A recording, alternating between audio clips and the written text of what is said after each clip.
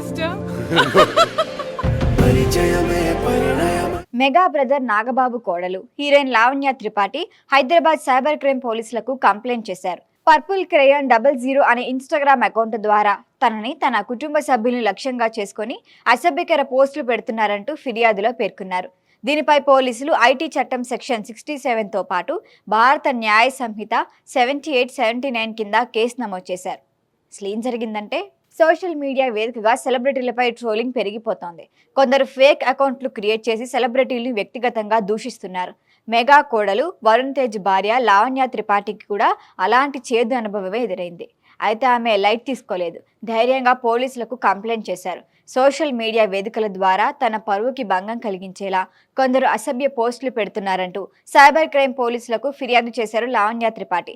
ముఖ్యంగా purple crayon 00 అనే Instagram ఖాతా ద్వారా తనని తన కుటుంబ సభ్యులను టార్గెట్ చేసి వ్యక్తిగత దూషణలు చేస్తున్నారని పేర్కొన్నారు. గత కొంతకాలంగా ఇవి కొనసాగుతున్నాయని, తన వ్యక్తిగత జీవితాన్ని, కుటుంబ గౌరవాన్ని దెబ్బతీసేందుకు ఈ ప్రయత్నాలు జరుగుతున్నాయని ఆమె ఫిర్యాదు చేశారు. ఆ ఇన్స్టాగ్రామ్ ఖాతా నడుపుతున్న వ్యక్తిని గుర్తించి కఠిన చర్యలు తీసుకోవాలని, ఆ ఖాతా ద్వారా చేసిన అవమానకర పోస్టులు తొలగింప చేయాలని లావణ్య కోరారు.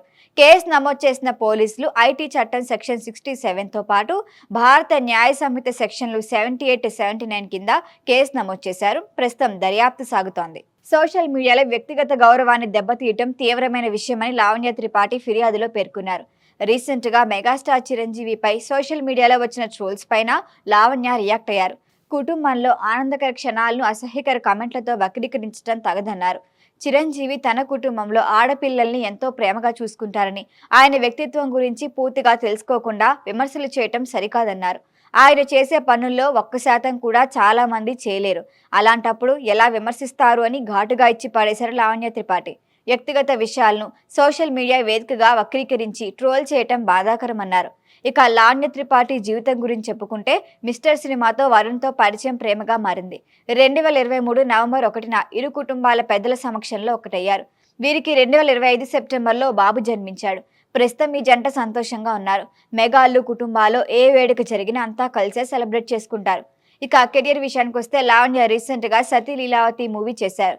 పెళ్లి తర్వాత చిన్న బ్రేక్ తీసుకున్న లావణ్య కెరియర్లో ఇప్పుడిప్పుడే బిజీ అవుతున్నారు. మంచి కథ వస్తే మరొకసారి వరుణ్ తేజ్తో కలిసి నటిస్తా అని చెప్పారు కూడా. ప్రస్తుతానికి లావణ్య ఇచ్చిన కంప్లైంట్ చర్చనీయాంశమైంది.